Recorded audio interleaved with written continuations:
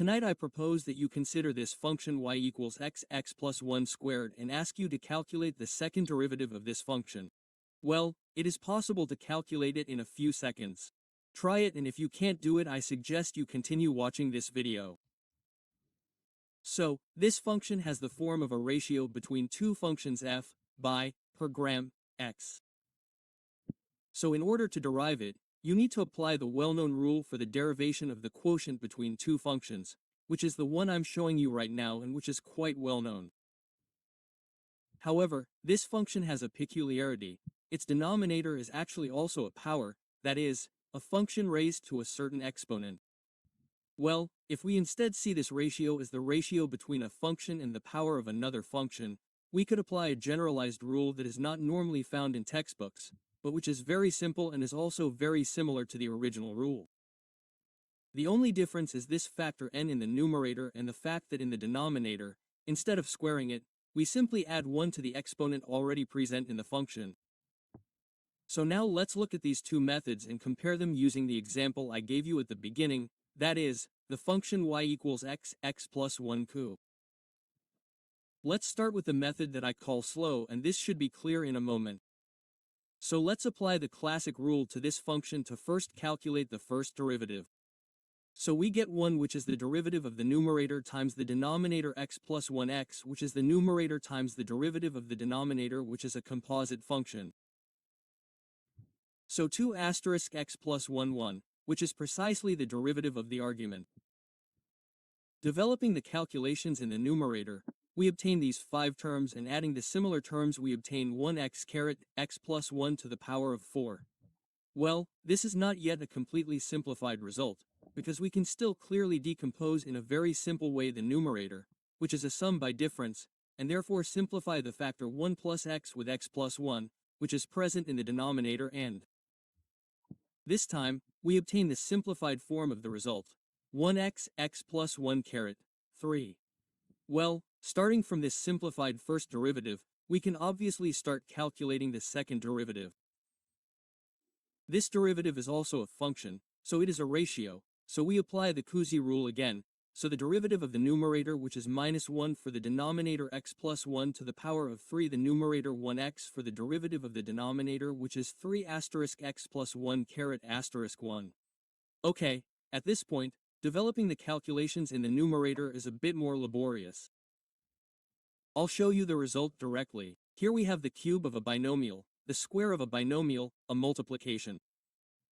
In short, we get quite a few terms that then, well, reduced by adding the similar terms, we arrive at this third-degree trinomial.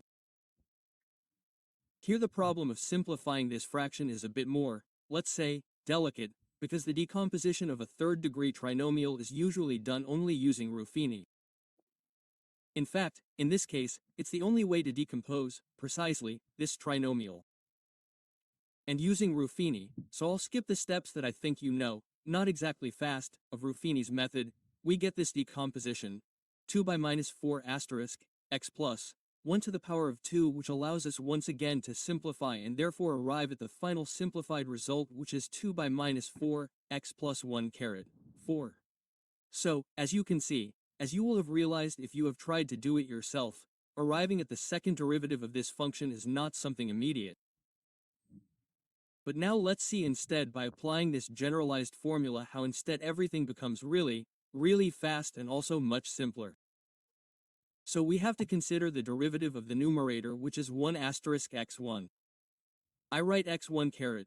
Be careful because I only have to consider the base of this power. Minus 2, which is precisely this factor that appears in the formula, for x, which is precisely the numerator for the derivative of the denominator.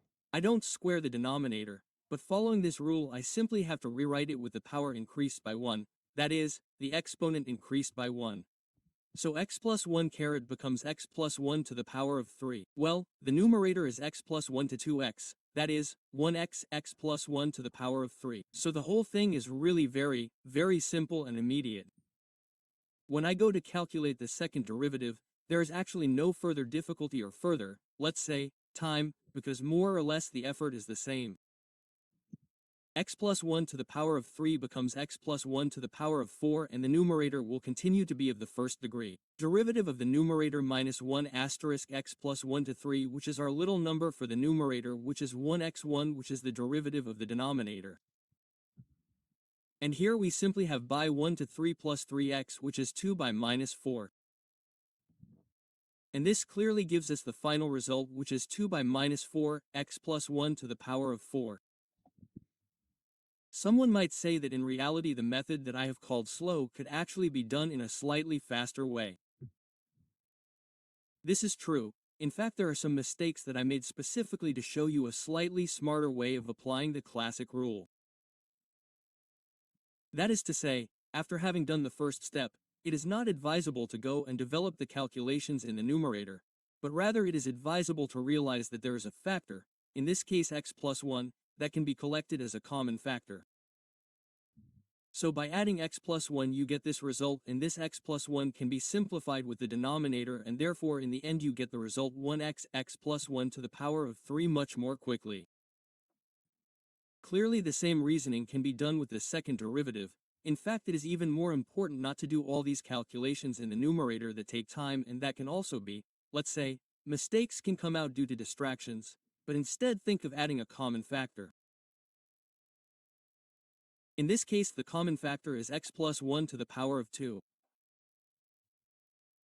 By adding x plus 1 caret we get this result, and x plus 1 squared can be simplified with the denominator, and therefore we finally get the result that we obtained previously, that is 2 by minus 4 x plus 1 to the power of 4.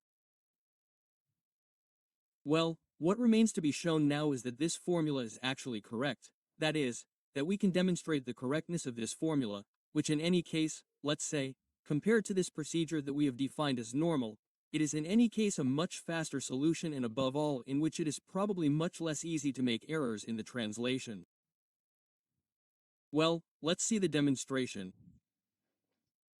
So, the demonstration is based on the fact that we can apply the classic formula, EH, to a situation of this type, f by per gram caret nx, and we clearly obtain this expression, that is f x g caret nx f x, for the derivative of g caret n by per gram caret g caret n x squared, which we can write as g caret 2nx.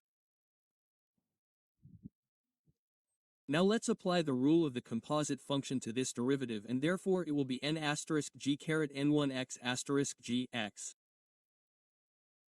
Once this is done, we realize that g caret n1 is a factor present in both products present in the numerator, so we can collect it.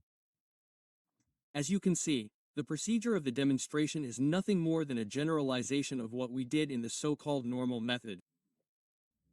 This clearly gives rise to this result.